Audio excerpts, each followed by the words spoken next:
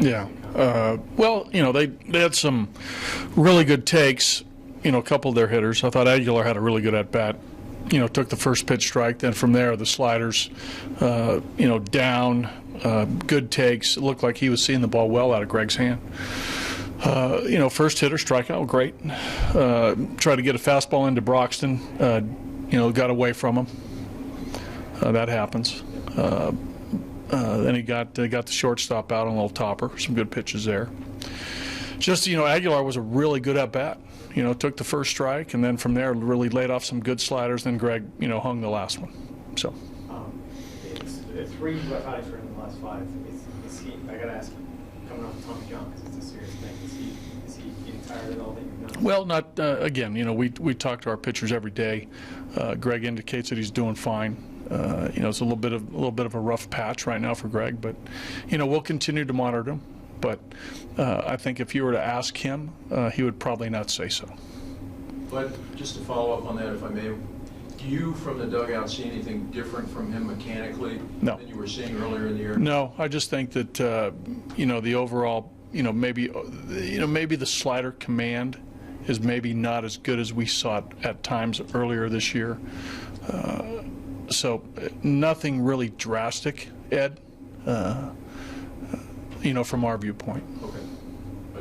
For Chad today, the 1 inning, the only time he got in touch. What do you see from him for the rest of the time? Yeah, the changeup was really effective his last start. Tonight he had to pitch a little bit more. With a lot more curveballs, a lot of slider cutters. The occasional change, but he pitched. He moved the ball around. I think he and Luke realized earlier that the change wasn't, going to maybe be a factor. So he threw a little bit more slider cutters, more curveballs, located the fastball, changed speeds. He pitched well. Just the 1 inning they bunched some hits together. The hanging breaking ball to Shaw for the homer, and then they bunched them together. The ball, sort of squirted by in between Charlie and Cargo. But he pitched well. 7 innings, pretty efficient. Just the 3 runs. Good outing. You see him starting to get back into a routine, running every 5 days? Well, he's been doing that now. He's been doing that this was his 8th start, right? Counting all the times in the minor league. So he's been in a pretty good routine for a month. I know you like bigger sample sizes, but he has 13 scores since 14. Yeah.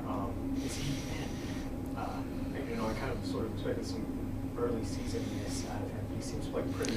Well, again, he's been pitching for over a month, or right around a month. So I think he's pitching with a lot of confidence. This is the first time I've seen him pitch live.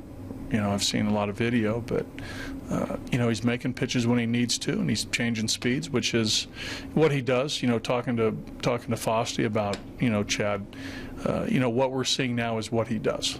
He pitches, he keeps the ball down, he elevates when he needs to.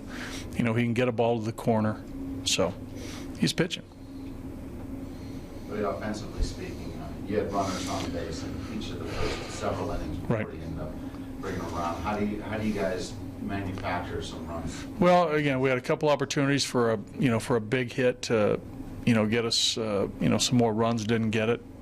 Function of a couple of their pitchers making pitches. The lefty made some pitches. When he came into the game, their starter made a couple pitches early.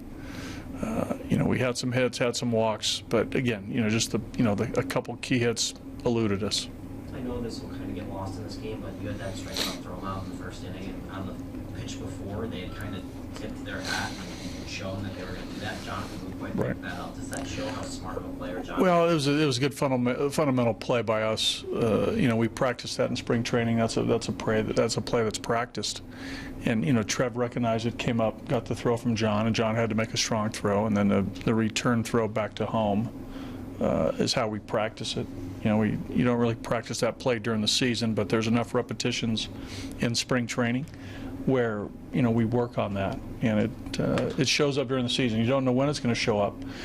Certain teams are more prone to that, and the Brewers are one of them. So pre-series meetings, we're alerted to that type of play.